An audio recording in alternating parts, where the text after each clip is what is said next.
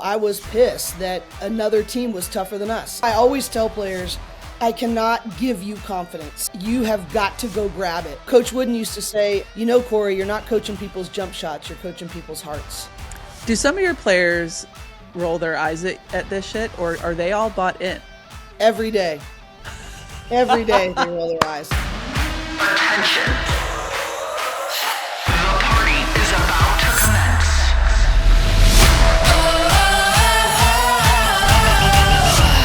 Welcome to the party.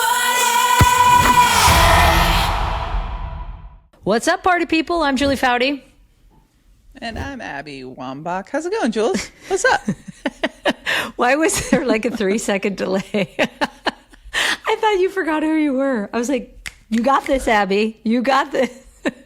Or is that just like a Wi-Fi delay? Your internet. There wasn't? Yeah, your internet. How was your weekend and holiday Thanksgiving festivities? They were good. They were cut a little tight because of the U.S. Women's National Team deciding they wanted to play on the day after Thanksgiving. So we celebrated Wednesday night. Thursday, I flew to Florida, and I'm still in Florida for game 2. Still in Florida. For game 2, U.S. beat Italy 3-0 in that first game. And then I'm calling the game tonight. We're recording this on Monday. So they'll get a second chance at Italy. Well, Italy will get a second chance at the United States, I should say. Do you like commentating? Do you like your job? Yes, I do. I just am like curious. I just don't love it on holidays, but no, our group is so fun too that it makes it. We all travel together. In the past, like for ESPN, you'd maybe just travel 2 of you, the play-by-play and yourself, the analyst, and that is less fun because it's less of a party. This is everyone travels. The camera guys, the studio group. So we have our little desk right on the field. So Boxy, Melissa, Sarah. I mean, go down the list of people Luke does our play-by-play. So it's super fun because everyone is in town and we all hang out together. We play padel, we play pickleball, we work out. And I just thought that like in retirement, our not being home for the holidays was in the past, right? I know, but you had to miss Thanksgiving. You celebrated on Wednesday. What was that? What do you guys have like a thing that you do? A fun. Wait. How was your Thanksgiving, Abs? What'd you do? Because we haven't talked for like 4 days. I know. Honestly, it was the best 4 days. No offense in the world. It's not having. You're like, I didn't have to do anything, podcast or work. There was no work. I had the whole weekend off. Everybody was here. That's why I'm wearing all my Cal gear because Tish was home, and I miss her now because we just miss her. She's just kind of she's such an integral part of our whole family system. But we had so much fun. I heat up the dinner because we order our food. But let me tell you what I did this year, Jules. So I got a Traeger smoker grill. Have you ever heard of those? Mm-hmm. Yeah, we've talked about them. It's amazing. I've heard you talk about it. We order our stuff pre-cooked. We just heat all the food up. And in the package, you get a pre-cooked turkey. And so I was doing some research. And I'm like, what if I reheat this pre-cooked turkey on the smoker? And I do it as if it's like a regular raw from raw cooking turkey. And it was the best turkey we ever had. Really? So it worked? It was so good. It was so good. It was so juicy. It was just so good. Everybody was like, we're usually never not said the about a turkey. Kind of people. Never said about a turkey. It's so juicy. I've never heard that. Yeah. Because like the way that you got to lock in the... Anyways, it was good. I had a lovely time, and I ate a lot of food, which is probably why I'm on this like new health kick. I'm like, okay, I got to get my shit together. That's what I got to do right now. Yeah. And Jules, one thing to note, the poll results from Thanksgiving Day table draft are back. Yeah. And I will have you know, you won. I won. You have finally gotten back on the winning sheet. Baby! There's hope. Let's go. It was close. Ah, thank the Lord. You won by a nose. Honestly. Oh, yes. That was for our table draft we did for Thanksgiving of a legend at the table, athlete-wise, a current athlete, an executive or owner, a wild card, and a coach. We chose all those, and I won. Yes. The challenges we have that are thought challenges or draft challenges, you can have all those. Any physical challenge, I might just be taking those. Just wait till I elevate that Peloton tread plus 0.16 mile if run. I lose like 5-10 pounds, which I'm hoping to do, like you're never gonna win. No, that ankle gonna hurt. You're gonna be in pain, and I might celebrate that for just 1 minute on that tread. Amazing. I would never celebrate you in pain. Okay, coming up, y'all, we have UCLA Bruins head basketball coach Cori Close. We're very excited about that. She's going to stop by the pod. And the Bruins are coming off their best season in program history. And she says this year's team is their most talented team ever. So stay around for that. But first, we also want to remind you, don't forget, if you want to watch this little feed, and see the ridiculousness live and in person, you can watch it on our YouTube Welcome to the Party channel. So click on that little bell icon so you get the updates when they come along. We'd love if you would join us there as well. Yeah, I'm just checking to see what is our welcome to the party. Here we are. I'm just trying to check and see how many. We have 808. Okay, because I think that we're still short. The party we got to get to people, 1,000 people. Okay. Got to get to 1,000 by the end of the year. December needs to be big. So if you wouldn't mind taking just like a second of your time, we would really appreciate it to rate, leave a comment, and subscribe to the podcast on Apple Podcasts, Spotify, or wherever you get your podcasts. And be sure to follow us on TikTok and Instagram at Welcome to the Party Show. Do it, folks. We really love reading all of the reviews. I love it. Thank you. It's like the thing that I do. All right, let's get this party started with the highlights and headlines you'll want to celebrate this week in women's sports. Our party starter is brought to you by Ally, the bank that is your ally. Abigail, first topic we are going to. Did you know that Gotham FC's NWSL championship win is now the most watched match in league history? That's right. I love to see this. The Gotham Spirit championship match pulled in 1.18 million viewers. It became the most watched NWSL final ever. And that audience actually peaked at 1.55 million during the second half. That's a 22% jump from last year, a 45, think about that, percent jump from 2023. And 7 playoff games this year averaged 550,000 viewers and drew more than 3.3 million combined, which is great. And of course, as we know, fans didn't watch just from home over the television. They watched at the stadium. Over 114,000 people showed up, and a sellout crowd, as we know, of 18,000 for the final. So very pumped to see that all numbers are rising, which is great. And, you know, Jules, I really love to see how when the broadcasters come, when there's actual places for people to watch these games on television, guess what happens? People watch. Show up. It's just amazing. And I do also really loved how the U.S. Women's National Team welcomed the Gotham players to the U.S. Women's National Team camp. That Did you was see so this, cute. Jules? How they surprised them. cute. It's like basically a paparazzi style in the lobby. Everybody was screaming. The phone lights were on, and they were chanting MVP to Rose Lavelle. It was awesome. So good.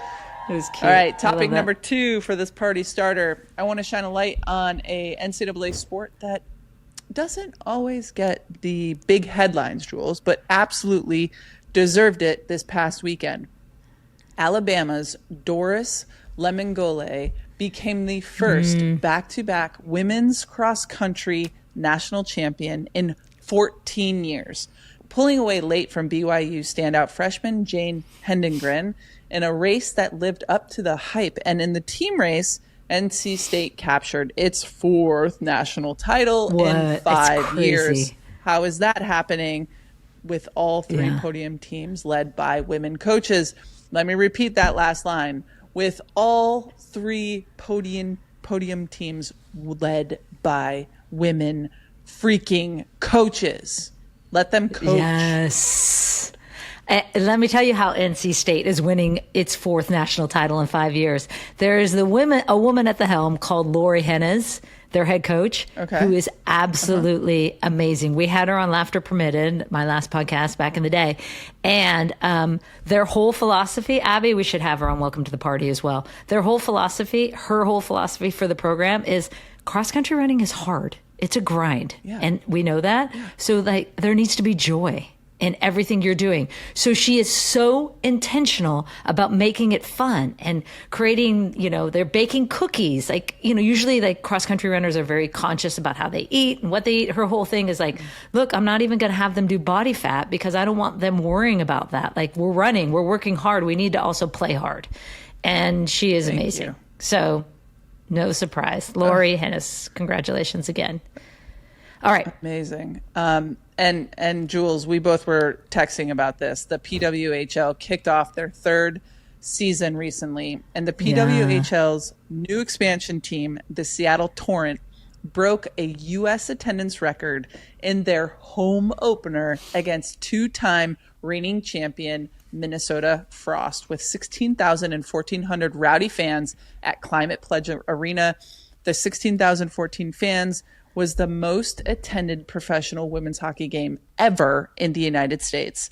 Seattle team captain and U.S. hockey legend Hillary Knight said, "There is something about Seattle that is so special, a dream come true, a pinch me moment." Minnesota did go on to beat Seattle 3-0.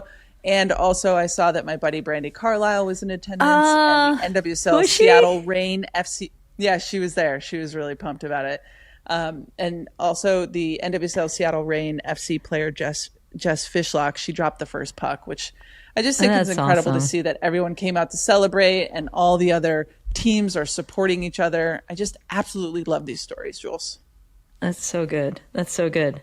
Okay, NCAA women soccer. We finally, party people, have our final 4 teams set for the College Cup 2025. So Duke beat Washington 3-0, which means our rock star, longtime captain of the U.S. women's national team and associate head coach of Duke, Carla Overbeck, helps lead Duke into the Final Four again for the 4th time in 10 years. Let's go, Carla. Let's go, Duke. Good job, Carla. Our Ohio State's season and our obsession with the team, thanks to our producer, Asia Mapes' daughter, Berkeley, who plays for the Buckeyes, sadly came to an end with a loss at Florida State on Friday. We are happy to report that after a lot of discussion, Asia did make it to Tallahassee to cheer on Burke and the Buckeyes, so she gets Mom of the Year. Stanford continues to crush. They beat Michigan State 5-1 to roll into the Final Four, having outscored opponents 21-5 in this NCAA tournament. And another number 1 goes down. So 3 of the 4 number 1s are out of the Final Four. For the first time in school history, the TCU women's soccer team is headed to the NCAA College Cup. The Frogs took down top-seeded Vanderbilt off a penalty kick. So the Final Four is Stanford versus Duke in one semifinal, Florida State versus TCU in the other semifinal. That's on December 5th. That's at CPKC Stadium in Kansas City, where the KC Current play. And the final is on December 8th. Poof. All right. Here we go into just a little update on the Deaflympics gold medal update. The U.S. Deaf women's soccer team won its 5th straight Deaflympics by beating Japan 4-0 in the final. Thank goodness. Yes, we're so pumped because we love them. And we all actually, Jules, you, me, and a few of the other girls sent some good luck videos. And it's all thanks to a brace from Emily Spreeman, along with goals from Holly Hunter and Erin Sembrale.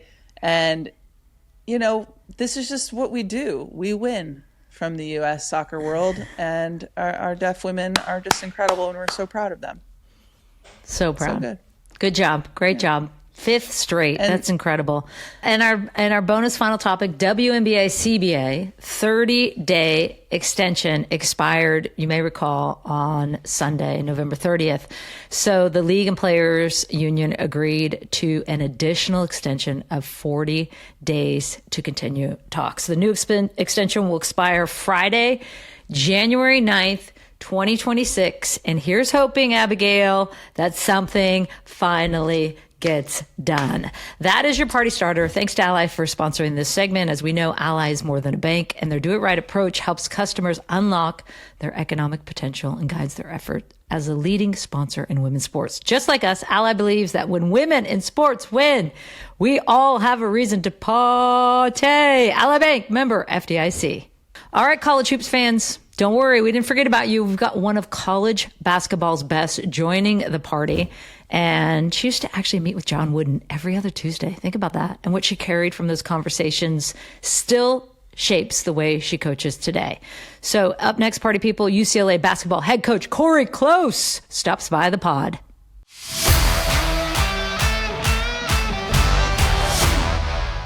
Abigail's. Yeah. Mary. You know very well that we spent a lot of time on the road while we were playing. A lot of time. And yes, it was a gift for sure, because we got to see all these amazing places and go to all these places I would have never gone to, which was so fun. But I learned quickly, like, where you stay makes a big difference. Huge difference, right? Yeah. So when I was playing with the national team and well beyond college, but our college friends would all get together still all the time, and they'd want to go to Tahoe all the time because Tahoe was, of course, who doesn't love Tahoe? It's the best. And they would pick all these different hotels, and I was like, I can't do that anymore. So we got this Airbnb instead of a hotel, and it's amazing because, one, you all gather. It's all cozy. Mm-hmm. It's a place where you can actually sit together and cook together and hang out together. And then you have these huge windows overlooking the mountains, and it just feels like home. It doesn't feel like you're on the road, which is the gift of Airbnb. And it's what I love most about booking homes through them, is that just there's more space, there's more comfort, there's more rooms for Abby so she can, quote, there's more connection. Sleep loudly. There's more connection with your friends that you're there with. There's more connection. Yeah, and more rooms for you so you can sleep loudly. Snore. And here's what I know. Here's what I also learned. While I was traveling nonstop, I could have been hosting my own home on Airbnb. We should have been doing this all along. Yeah, and now it's easier than ever thanks to the co-host network. You can literally hire a local co-host to help manage everything. Your listing, your reservations, your guest messages. And if you wanted, they'll even give you design and styling tips. I mean, they handle everything so that you don't have to. So I highly recommend it. Find a co-host at airbnb.com/host. Go do it. AG1 is, Jules, it's the daily health drink that I use, and that combines basically your multivitamin, your pre and probiotics, superfoods, and antioxidants into one simple green scoop. Seriously, it's one of the easiest things that you can do to support your body every single day. I use it every day, and we, given our age, we need that, especially this time of year. I don't know about you, but I'm definitely I prioritize supporting my immune health during the colder months as I head into so many of these end of the year celebrations, not to mention how much harder it is to do that when we're all so busy. So that's why I love this very simple approach. One scoop, that's it. But honestly, I love drinking AG1, particularly the berry and the tropical flavors. Nothing makes me feel better starting off my day. It's my little ritual that makes me feel like I'm covered no matter how busy I am. Also, it's delicious, which definitely helps. AG1 Next Gen contains more vitamins and minerals than ever before, and it's clinically shown to fill common nutrient gaps. AG1 has their best offer ever, right? So folks, you are going to want to pay attention. If you head to drinkag1.com/WTTP, you'll get the welcome kit, a morning person hat, a bottle of vitamin D3 plus K2, an AG1 flavor sampler, and you'll get to try their new sleep supplement, AGZ, for free, which has been a game changer in my nightly routine. That's drinkag1.com/WTTP for a $126 in free gifts for new subscribers. Jules, okay, you know that feeling when you find something so fundamentally amazing, you immediately text 5 of your best friends about it? Yeah. That is exactly what happened when I put on Vuori's Dream Knit Performance joggers. I know. I also am donning this sweatshirt that I'm I was just going to pull mine. It's on the bed right behind me. I was just going to pull it over. I travel in it all the time. My children are like, I love that. Where's that from? And I'm like, it's Vuori and it's mine. Hands off.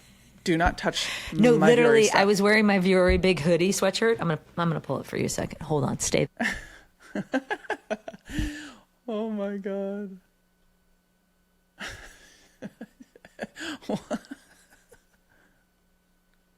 Stay there, party people. This was worth it. I was wearing my big hooded sweatshirt. I can't put it on because I have my headphones in. But everyone was like, "What is that?" And I was like, It's "Not so good. yours. It's mine. It's It's so Vuori." good. And they're like, "Of course, it's Vuori." All So of good. Vuori clothes are just unbelievably soft. Like, I can't even believe that these sweatshirts and these performance joggers are as soft as they are. And by the way, I've had some of these for 4 years. Still soft, folks. And also, they still look like I'm put together enough that I can even go outside and run errands or hop on a Zoom or head to a workout without ever changing. I literally live in these performance joggers. Vuori gets it. And we really want clothes that feel good and move with us and also still look great, because I just want to wear the same thing all day. I don't want to have to like change in and out of stuff. And I'm working out and I'm recording podcasts and I'm going for a walk and I'm doing things. I get to wear the Dream Knit fabric all day long because it's lightweight, it's breathable, it's seriously the smoothest material that I've ever worn. Yeah. Yo, I'm not even kidding. The versatility is next level.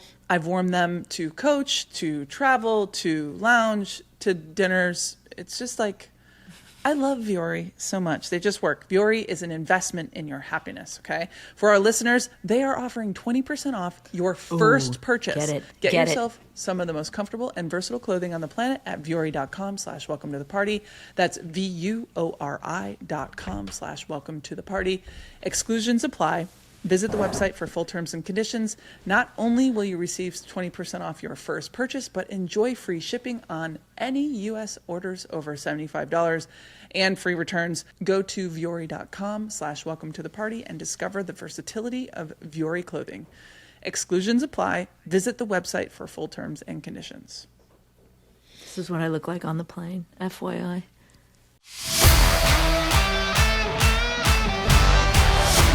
Okay, party people, now to the partiest part of our party. Last season, she coached UCLA to the best year in program history. 34 wins, a 24-0 start, the Bruins' first ever Final Four, and she basically swept the National Coach of the Year awards. And this year, she says she's got one of her most talented teams ever. But what makes this next guest one of the top coaches in women's basketball isn't the wins or the rankings. It's the way she grows her players as people, and we love that about her. Cori Close is a transformational coach who cares just as much about who her players become off the court as how they perform on it. And you know, we talk about that all the time on this podcast.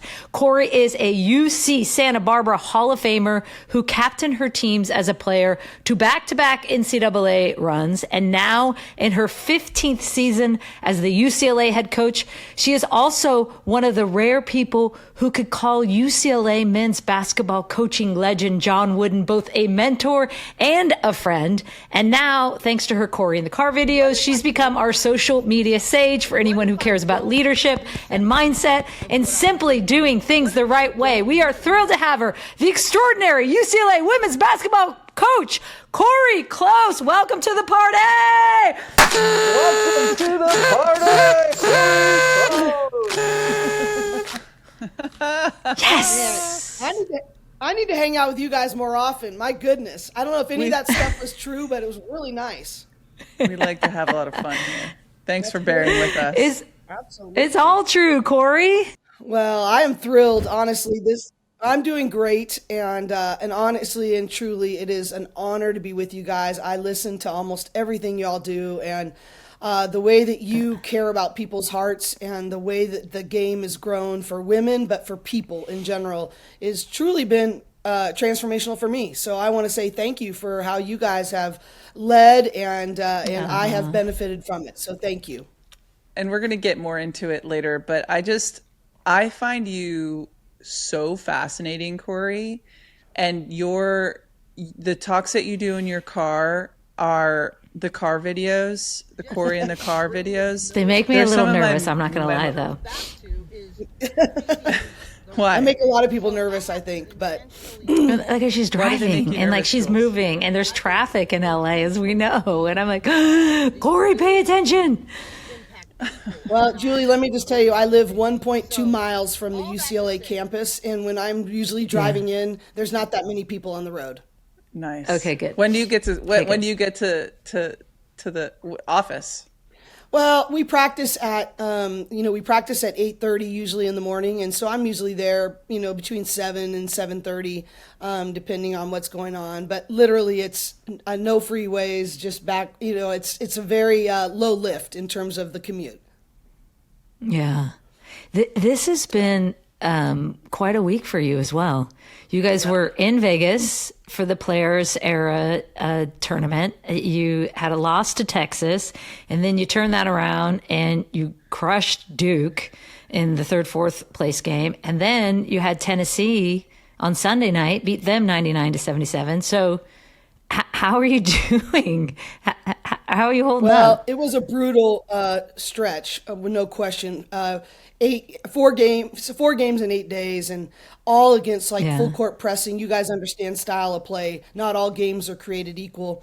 And so really high intensity, full court press play in a lot of different styles that way. And so it was brutal. But at the same time, I knew that it was going to expose things that needed to be addressed, and it was going to demand a higher level of toughness and discipline.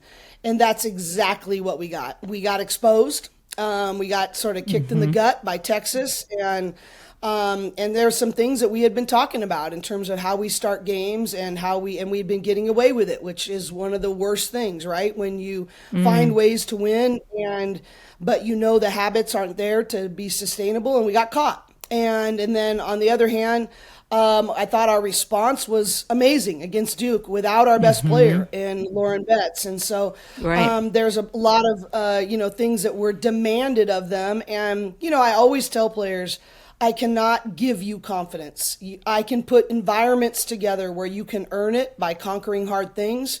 But you have got to go grab it. And I thought they responded and earned more confidence and toughness as a result, which was great to see. And last season, you had a historic season, a 34-3 record, Big Ten championship. You reached the Final Four for the first time in NCAA history.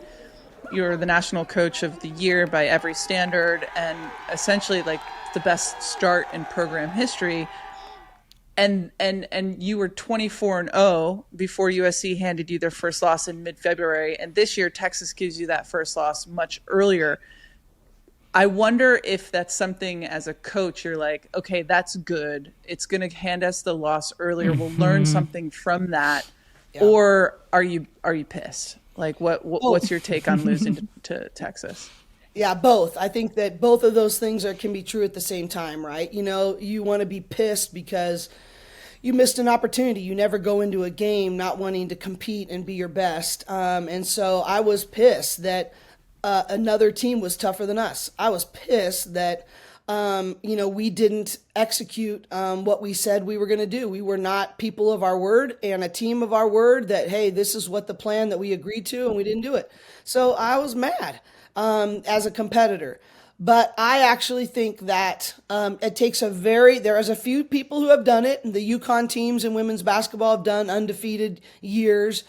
But I didn't think that it was good for us. The last 2 seasons, we have not had our first loss until into February. And I think that hurt us. As much as intellectually you can say, hey, yeah, we got to address this. But sometimes it's either the pain of discipline or the pain of regret. And sometimes the pain of regret can get you, and it can get you going a little quicker. And so we have regret, honestly, of how I think we were embarrassed. I think we were frustrated. There's a lot on the line. And I think we know we had a missed opportunity there with Texas.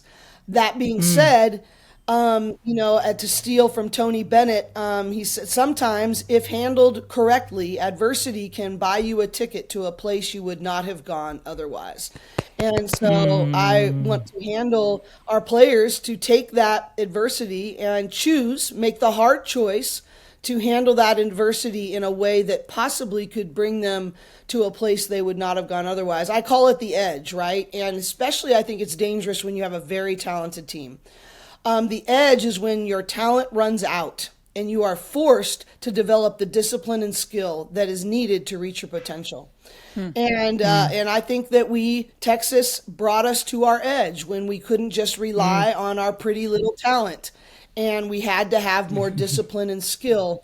And it forced us to be exposed in ways that are going to force us to address that and make us better moving forward. Okay, I have a follow-up question that I have to ask because I'm kind of obsessed and passionate about how some people, some athletes, can get to the edge and not only utilize the discipline and the skill, but tapping into the emotional, energetic field that's happening in the arena or in the stadium for us. Yeah. There's something that's happening that I know for our women's national team, at least for me as a player, I was very conscious of, man, we aren't doing it. We aren't doing it the natural way, the way that we have been trained to do it. There has to be something in this. I guess it's supernatural. I don't know, but I just would will this team into a winning posture, because it does feel like a posture. It's like when the going gets rough, everybody's shoulders slump or confidence gets dropped. And so do you tap into that? I think that you might, because I think that the way that I've listened to you talk, I wonder if there's some sort of supernatural thing that you rely on or that you talk to the girls about. Well, there's 2 lanes to that. There's my own personal, my relationship with God is my driving force in my life, but that's the standard I've chosen for me, that I don't impose that on any of my players. They have to find their journey of what is going to be their foundational truth for them. But I do think there's a heart posture and there's a body language posture that is very reflective and indicative of the plane in which you're operating in, right? And I think, honestly, in the Texas game, going back to that, I remember 2 timeouts where they were looking not at me, but they were looking through me.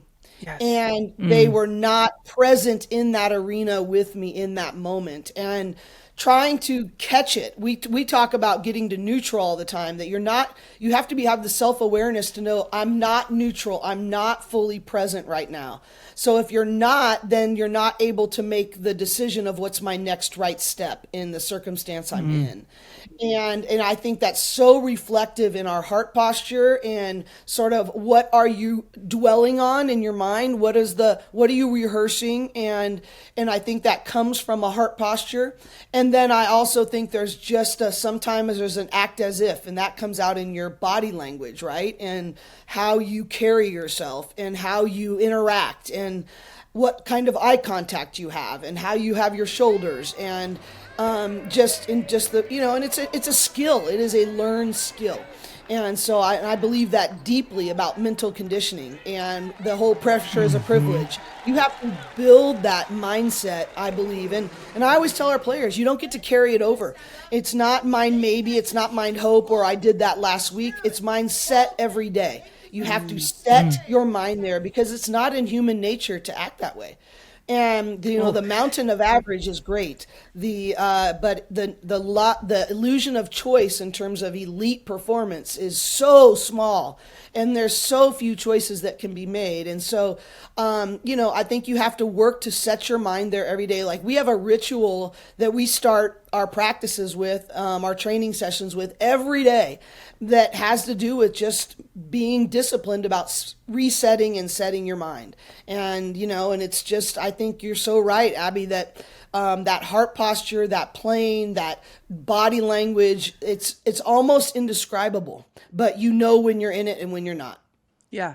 And I think it's really interesting to me, just thinking about on our women's national team, moments in a game where we would actually have to help each other reset our minds. Yes. So for an example, there would be a player on the other team and they're just coming in hard, they're battling, and I'm starting to get a little bit outside of myself.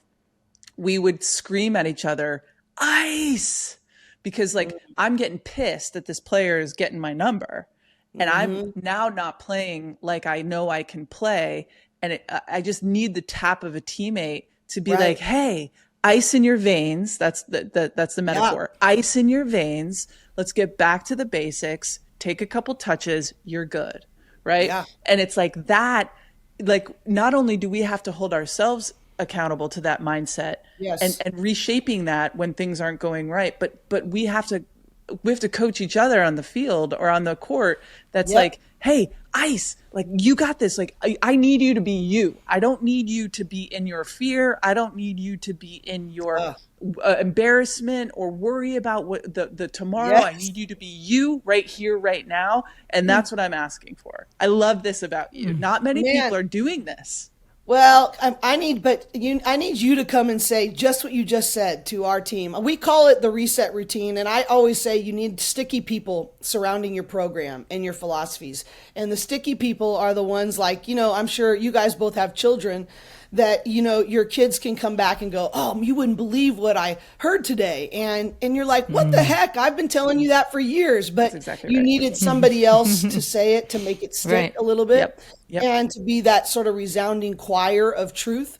But, I think I think definitely high performers have grown up thinking they should never forget. I should be able to focus and do this all the time.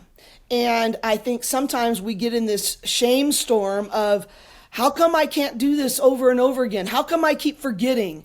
And I always go, you know what? And actually I had to be exposed in this. I had a mentor, and Tim Kite, and he's actually passed away a couple of years ago. And he used to say, he came to our practice to sort of analyze me. And he said, why do you yell, focus, come on, focus. And I'm like, well, I want him to focus, what's the big deal? And he said, have you ever concentrated in a staff meeting or a practice 100% of the time? And I was like, oh, no.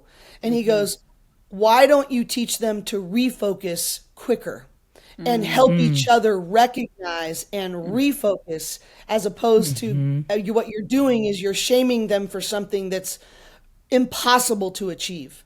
Right. And I'm like, wow, that was really informative to me. So, instead of what is that refocus? And I love what you said. I need you to not be in your fear. I need you to not be in your, battle with someone. I need you to get back to who you are best. And, and it's been very traceable in the NBA that the team with the most amount of touches is usually in the NBA finals. Is that, just a simple high fives, pats on the back, how they interact in that. And because you're helping each other. Yeah. It's been traced for years. That's fascinating. And so after every difficult thing, we always say touches. How many touches can you get? It's just something, almost spiritual as well as physiological. It's connection. Energy. It's energy. Yeah. Energy. Yeah. It's human connection. Really good stuff. I love how you said there a thing that you... Not mind hope, but mindset. I love that. Yeah. Is there like a phrase or word to get them to refocus that you use? That, like, for us it was ice. Like, is there a phrase that you use? Two things. We say neutral. Are we neutral? And so we always say you don't have to be positive or negative. Get to neutral. Let's everybody, and everybody has their own refocus routine. And there's a physical component, there's an auditory component, there's a visualization component to it. And it happens really quickly. And we've practiced them, and they all know each other's. So, and some of their refocus routines require interaction. So I remember a couple of years ago, Charisma Osborne on our team, she's now a professional player, but she had this thing where she would take this deep breath and she would say "woosah" out loud on the way out. So a teammate would go right up to her and get her face right and go "woosah," like, come on, right now. And they do that. So everybody knows everybody's, and some of them it's a place in the arena that they look to, or a tap on their shoulder, or something they say out loud. And so I think it's a really, important thing that it's not just yours, it's a connection point with each other, because I think you need humility to go, I can't do this on my own. And at the same time, when you have that humility and you connect on that, you end up being so much stronger together than you ever could be individually on your own. And so it's a really fun thing to watch. Yes. Where did this all come from for you? Because as Abby said, like, there are not, I mean, coaches want to talk about X's and O's a lot, and there's not a lot of coaches, I find, and I think the best do it, who come at sports from this angle. Where did you get that from? Well, so many. I've been so fortunate to, I had great coaches. That's why I got into this, because they were transformational in my life. And so that's a huge pace. My college coach, Mark French, every coach I worked with, Sue Simrout, Florida State. I mean, literally everybody. I've not had a non-transformational coach. How about that? I mean, how many people can say that? I mean, I've never had a coach that didn't have that perspective. And so that is truly my foundational, role model to go back to, And so, but when I came to UCLA as an assistant in 1993, on a Tuesday night, Steve Lavin took me over to Coach Wooden's house for the first time. And I was the only woman, and I was with these 5 men's coaches, and I was in the back, and I walked into his little hallway at his apartment in Encino, and he looked right past the guys and goes, "Who are you?" And I go, "Cori." And he goes, "How do you spell that?" And I said, "Cori." And he goes, "You come with me." And he walked me into his apartment, and right outside of his den was a little bench that said Cori. He said, "You're the first person I've ever met that spells it like my great-granddaughter, Cori." And from that point on, I tell my mom all the time, if you had spelled it EY, I never would have had that. I mean, it would have been over. But I'm friends with his great-granddaughter, Cori, to this day, but I pretty much went back to his house every other Tuesday for almost 15 years after that. And so he was the ultimate transformational coach. Coach Wooden used to say, to me, "Cori, you're not coaching people's jump shots, you're coaching people's hearts." He says, but if you coach their hearts pretty well, their jump shots end up pretty good too. And, and I just think he never really cared. He never cared about the championships or the banners. He really didn't. It was not lip service, but he cared a lot about the life skills, about the habits, about the way they felt loved, about what they were growing into. So that was a really big deal for me. And there's just been a lot of people, Joshua Medcalf was our director of mental conditioning my first 7 years at UCLA, and he wrote Chop Wood, Carry Water, and Pound the Stone, and a whole bunch of things. But he brought our team out, and I'll tell you these 2 stories that really were formidable, and how I was like, I must stay true to this. Is he took our team out into the middle of Pauley Pavilion, and he said, "What are the 2 things that are going to stay with you for the rest of your life from these 4 years?"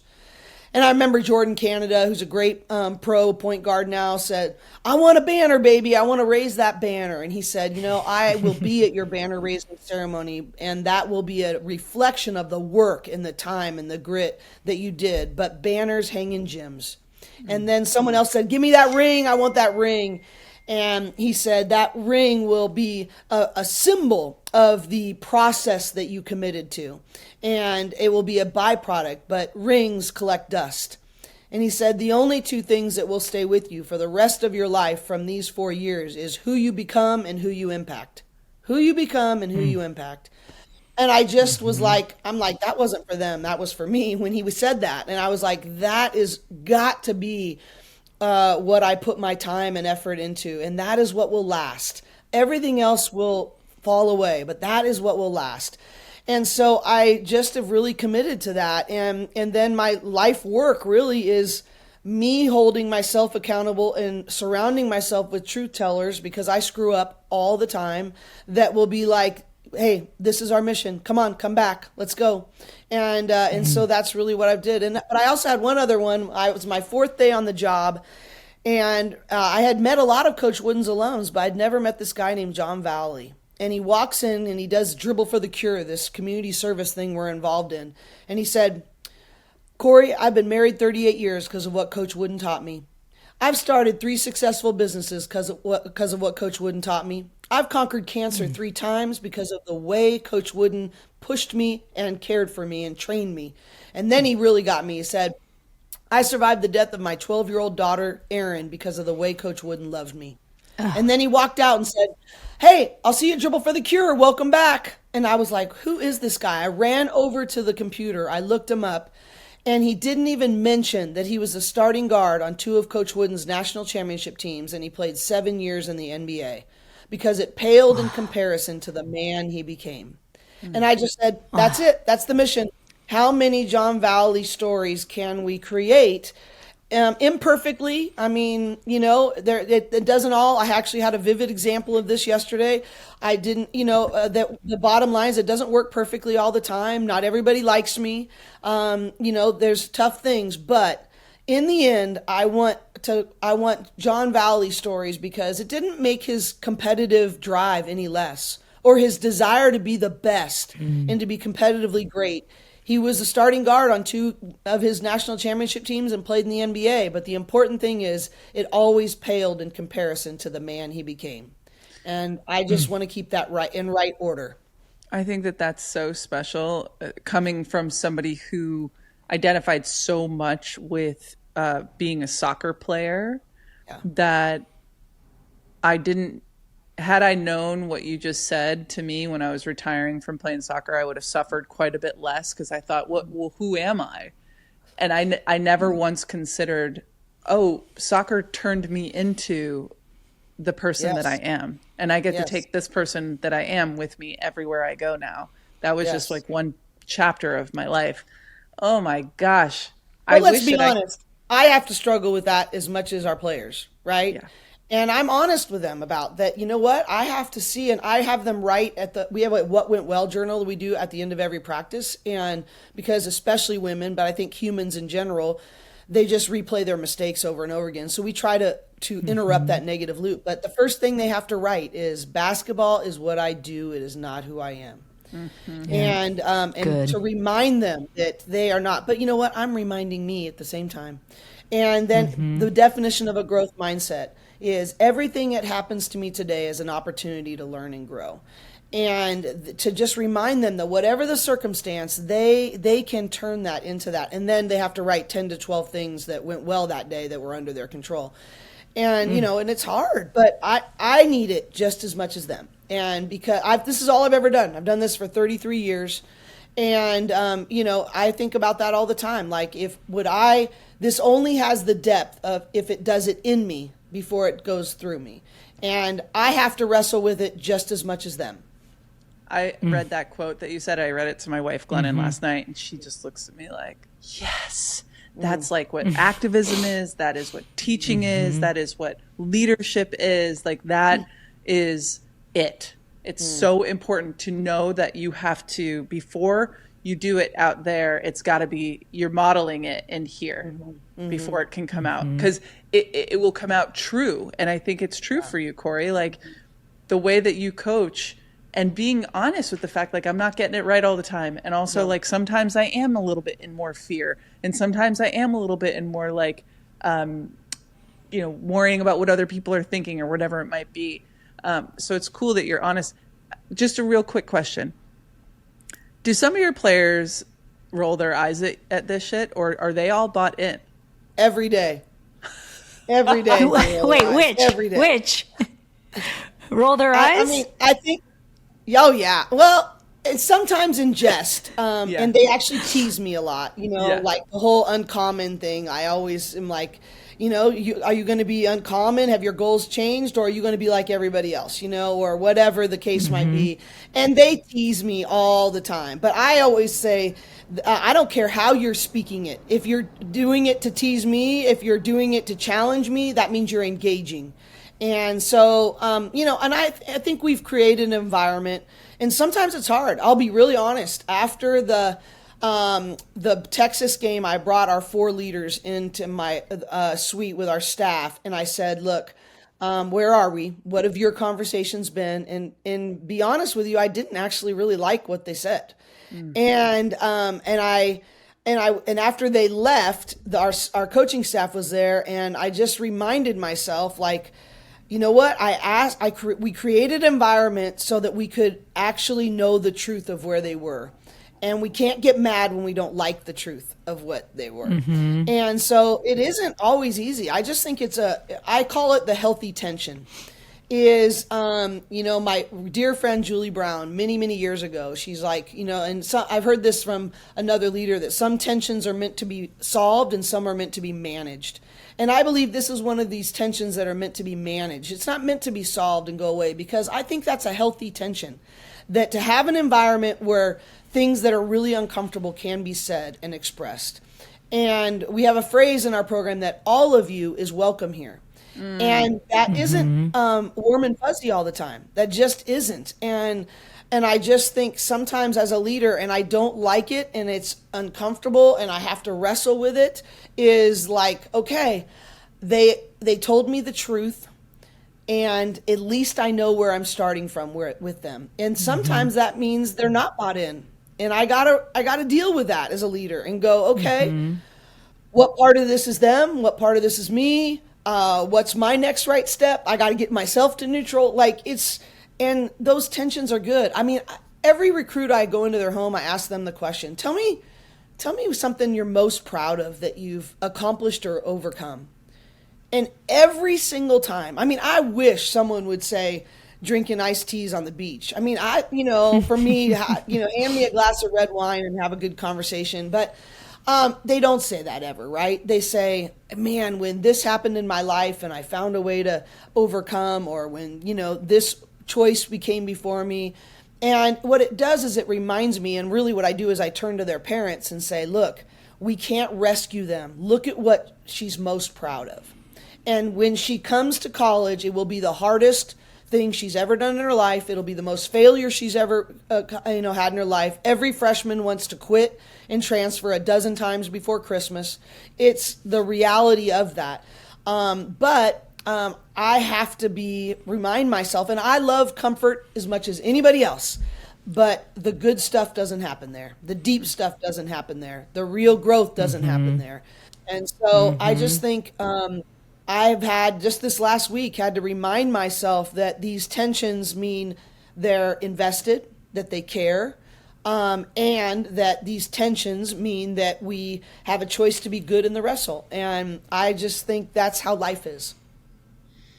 How do you deal with the tension that is real, given so much, I feel like, of your superpower is culture building and relationship building. And now we live in a world where you're coaching and it's very transactional, giving the transfer portal, the NILs, the collectives. So how do you deal with that tension? Because it feels like the college landscape has changed a lot. A lot. I think I'm still learning, Julie, to be honest with you. I think that's it's a difficult thing. And it's interesting when here we are, we have this historic season, and all the awards taught me is that it really isn't why I coach. It was really great for about an hour and a half. It just is really shallow, honestly. And I didn't really know what I was going to feel until those things happened, but it just reminded me that it's not what it's all about. It's just so fleeting. But the whole trying to be transformational in a transactional world, I got to figure out how to get that right. And I cannot give that up. And so I'm going to fight tooth and nail until I just feel like I can't, I'm not being effective, because the reality is that these kids are being rewarded for all the wrong things. We touched down after the Final Four last year, and the whole spring was, I didn't even celebrate our team the way I should have. I mean, they did so many amazing things, but we had 6 kids leave our program. 6, and enter the transfer portal. And so, and I'm a huge believer there are really good reasons. I have a lot of really good reasons on my team right now that are transfers. So I don't want to be hypocritical about that. I do not think the transfer portal is the devil, or I think there needs to be better boundaries. I think there should be a better system. I think there should be some adjustments, but I'm not critical of kids that transfer, and especially not the first time, but the reality is I was shaken. I was like, oh my gosh, I've never experienced this before. And what I was trying to sift through in my mind was, what part of this do I need to let just hurt and really go, hey, what do I need to learn from this? What led to this? And what part of that? And then what part of it is, this is just the new world we're in, and I've got to change my perspective. And I don't think it was an either or. I think it was a both and. And, and I think that people really have to know their why. I mean, to answer your question, Julie, I think if people don't deeply know their why, it's going to eat them alive. And I think that it's going to be very hard to keep your North Star. And I haven't figured it out yet. I'm still learning through this new world, and it's hard. I mean, all of the college coaches' job descriptions have more than doubled, and no more pay, and especially the assistant coaches and support staffs with this new landscape. I'm afraid we're not going to be able to keep these good people in the game, and we're going to lose all these things that we're talking about because people are like, this is just not what I signed up for. And it's it sucks the life out of you. Yeah, well, because so many coaches are not coaching because they want to get paid, but that's not the reason. Like, that's not their priority. And then when you're trying to create this transformative system, and then you have kids coming in and the world is telling them that they need to be a part of a transactional system and they need to get paid. That's you're like it's like oil and water, and trying to find those kids, it's like, it's nearly impossible. So I can't imagine the struggle and the frustration, because especially for coaches who are in it for actually transforming young kids, because we're also talking about children, by the way, when they're 17 and 18 years old making these decisions, they are not yet fully formed. And P.S., they're not fully formed until their late 20s, making these lifelong big decisions that will really impact their lives. Yeah, absolutely. It's brutal. It's brutal. And I get it, but we need some organizational leadership that is not just throwing up your hands. And, and I worked really hard with the NCAA. I was on the Women's Basketball Oversight Committee for many years. I was on several things, and those are really good people. They really do have good intentions. I don't have any doubt about that. But the response to be like, well, fine, just pay them whatever you want. And now we're all just trying to scramble to survive, or I'm just going to make this decision because there's so much litigation. We can't handle lawsuits. So, here we go. Just transfer whenever you want.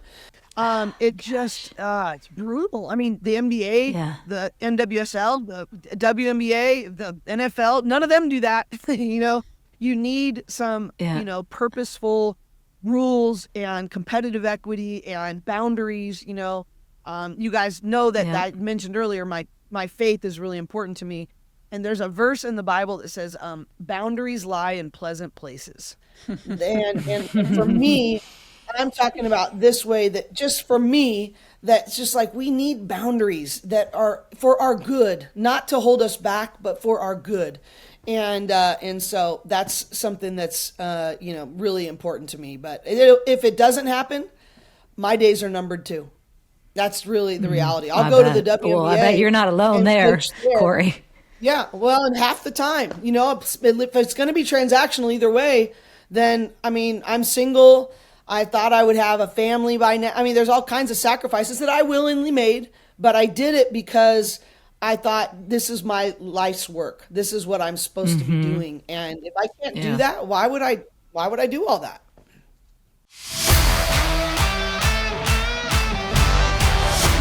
This show is sponsored by Midi Health. Thank you, Midi Health. And Abs, I'll be honest, I used to think that I had my body down to a science, right? I knew what I needed, what it could handle, how to get back on track. And then life threw at me perimenopause and menopause. And suddenly I was like, what is happening? Why did someone change the settings on me? I don't get it. Like, It's temperature settings changed, everything. I had all these symptoms, these questions, a lot of fog and no clear places to turn. And that's why Midi Health becomes this absolutely game changer, because they're actually bringing real expertise to the phase of life. Most women are expected to just like figure it out. So annoying. Yeah. And I'm like, what do you mean? I don't even know what the hell this is. How am I supposed to figure it out? Exactly. With Midi, you can meet online with clinicians who specialize in perimenopause and menopause, and they can actually explain like what's happening, why you're feeling that way, and how, most importantly, you can feel better. They support everything from hormone health to sleep to mood to energy and weight management, and it's all through personalized care that's covered by insurance. So good. Because here's what we know. This stage of life isn't ending. So you got to wrap your arms around it, party people. It's a transition that we're going to handle just fine. And you deserve care that meets you right where you are. Ready to feel your best and write your second act script? Yes. Yep. Visit joinmidi.com today to book your personalized insurance covered virtual visit. That's joinmidi.com. Midi, the care women deserve. Abigail, let's talk about finding your perfect fit. And by perfect fit, right, I'm talking better bras and just in time for the holidays. I did not know about Third Love, and I have discovered Third Love. And what I've discovered is it has you covered with bras and undies that look and feel incredible. And they've been around for over 10 years, and they're literally redefining comfort and support. And because they're offering, listen to this, thoughtfully designed bras in over 60 sizes, from AA to H, including exclusive half cup sizes. I didn't know that either, that you could do a half cup size. And their bras are made with high quality materials, innovative details like thermoregulating fabric, thank you, to keep you cool, smoothing designs for a seamless look, because no one wants that bra that's underneath your shirt and you're seeing it. I've had plenty of those, and options for lift and added support. And I'm telling you, y'all need these bras in your life. It's like night and day. So right now, during their Black Friday sale, you can shop their entire collection for up to 60% off. I will say it again. Right now, during their Black Friday sale, you can shop their entire collection for up to 60% off. Plus, you spend $135 and you'll get an extra $25 off. Perfect for holiday outfits, or even better, gift yourself a little comfort this season. Why not? This sale won't last forever, party people. So head to thirdlove.com and find your perfect fit today. You won't regret it.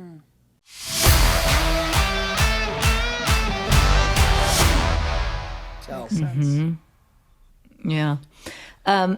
Speaking to a happier topic, because every time I see this on Instagram, I just giggle out loud. Can we talk about Megan Grant? And her story. Oh my gosh. Tell the party people like what her story is. When she scored her first basket and did that little jig on the court, we all started cracking up. Yeah. Oh, well, first of all, Megan Grant, what a cool thing to be a part of. She just had a dream. Her basketball was a love, and she had a dream. And I love, KI, her head coach in softball and the program they've created, and just came to me and go, hey, I have a kid with a dream, and any possibility you can meet me on this. And I did not think, I thought we were doing her a favor. And boy, was I wrong. She has brought us so much energy, so much joy, such a different perspective. I have learned from her. It has been so fun. Yeah. And, and I just, it's been a blast. But in the summer, we did a team retreat in Santa Barbara. And she told me, hey, coach, if I make a basket, I'm going to do this dance. And I just rolled my eyes at her. I was like, whatever, Megan, And she goes, but you have to do it too. And I was like, okay, whatever. Okay. But never did I think it was going to happen this way. And I didn't think she would really do it. And she did. And the team went bananas. And I didn't even see it, how much the team went bananas when she made her basket and then did her little dance on the court. And then when I got into the hallway, Michaela Onyenwere, my assistant, said, well, you got to do it now. I mean, come on. And I was like, oh, right. Man. So, and then to be able to come alongside her in the locker room. But then I was in the hotel that night, and then in Sports Center, top 10, just boom, over and over again. That it's showing not her and how the team went crazy. But, Megan can teach you a lot. She's incredibly hardworking. She competes fiercely. But the way I say it, she competes fiercely with joy in her heart. She is one of the best softball players in the country. She is incredibly hardworking, driven all the time. I mean, it is hard what she's doing, going back and forth with the two sports and competing at the very highest level in both, and doing all that. But she never loses her joy.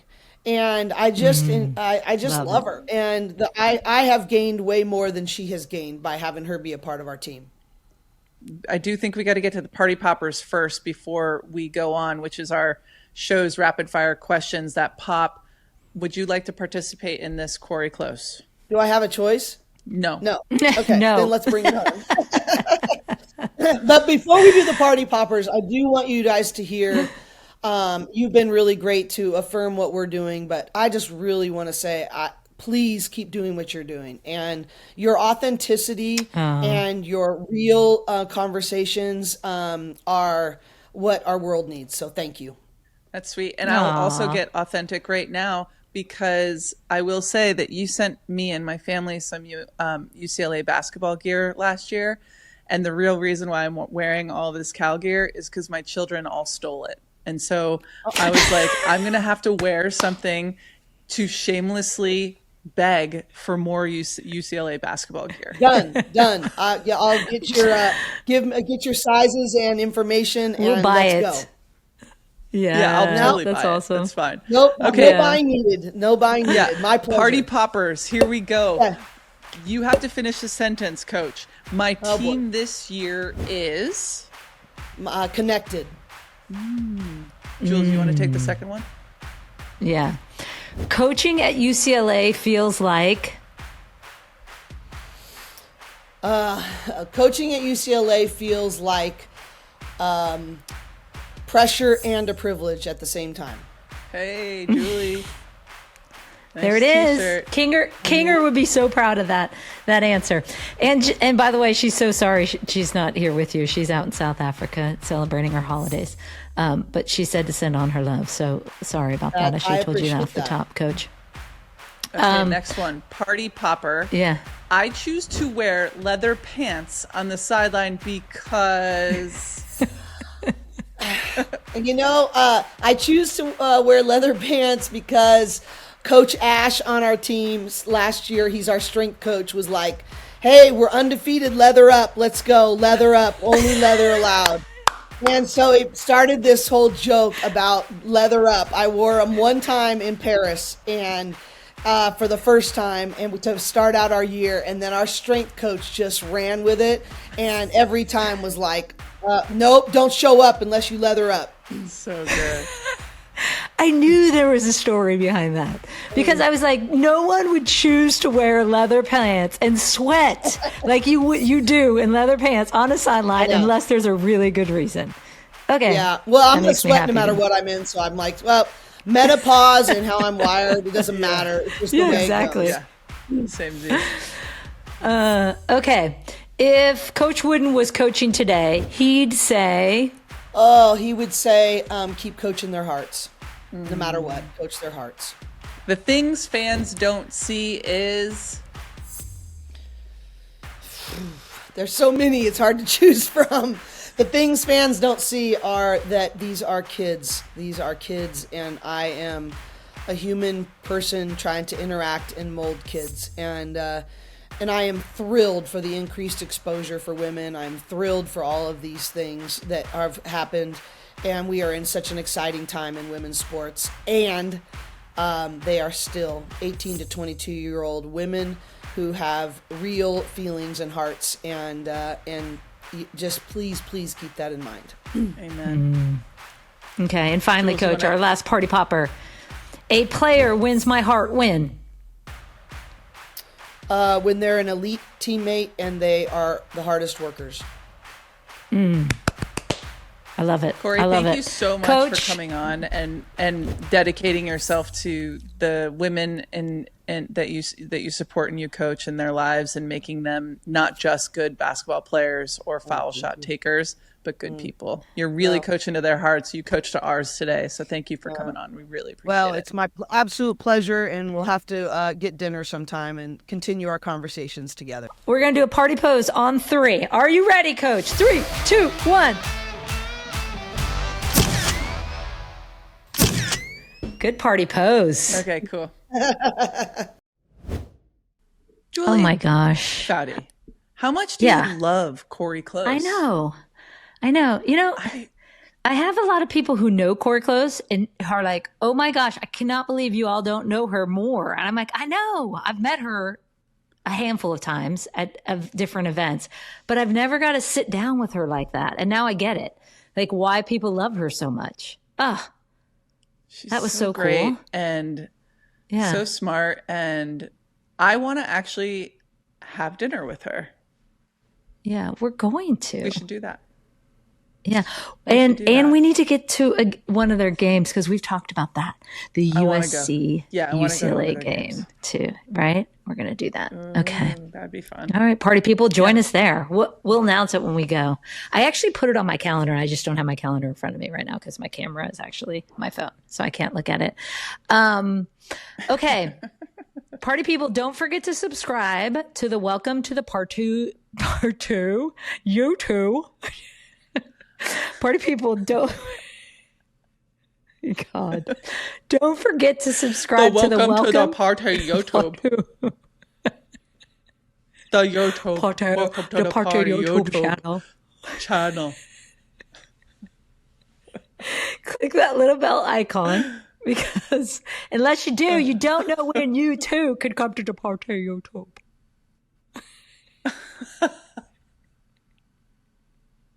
The Party YouTube. If you know, to come to the Party YouTube. It's not going to stop. I can't stop. But also, go to the Welcome to the Party YouTube channel. Click that little bell. And if you take a second, it would mean a lot to us if you would rate, leave a comment. If you leave a comment, I will read that comment. And we're trying to get to 1,000 by the end of the year. And also subscribe to the podcast on Apple or Spotify or wherever you get your podcasts. And also be sure to follow us on TikTok and Instagram at Welcome to the Party Show, where Julie, Billy, and I will bring the party straight to your feed. Yes. Shout out. Yes. Shout out to Kate Diaz. We love our music so much. Jules, bring it in. You want to do it, USA? Go on, Abs, because I'm on delay. Okay, USA on 3. 1, 2, 3. USA, USA, USA, USA. And now Julie goes. Welcome to the Party is an independent production brought to you by Treat Media. Treat Media makes art for humans who want to stay human. Silver Tribe is our production partner, and you can also watch our full conversations on the Welcome to the Party YouTube channel and follow us at Welcome to the Party Show on Instagram and TikTok.